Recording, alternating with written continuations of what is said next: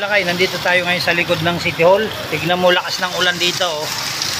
Oh, tignan mo, ang daming nag-aantay ng tricycle. Oh. Kung ganito, 2 oras na ganito umuulan, baha na naman dyan sa harap ng Shakey's. Oh, ayan, oh, grabe. Kaya pala kanina makulimlim. Grabe, lakas ng ulan, oh. Kikita mo yan?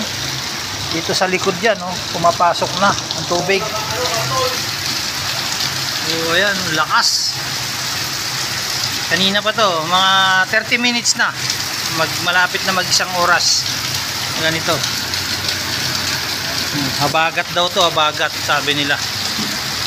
Ayan, nandito tayo sa likod ng City Hall. Ayan yung ano, fire exit ng City Hall. Ayan.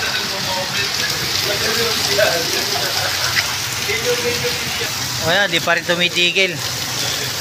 Kawawa yung mga pumapasok sa school. Ayan, mga estudyante, oh. Basang-basa na yung iba. Tumutuloy pa rin. Oh, ayan. Baha na rin dito sa ibabaw, oh. Oh.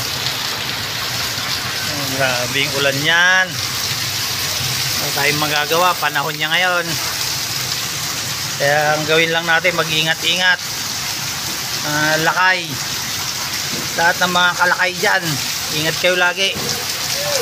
God bless. Hanggang mamaya pa itong ulan na to. Ingat-ingat. Madulas ang kalsada, lalo yung mga rider.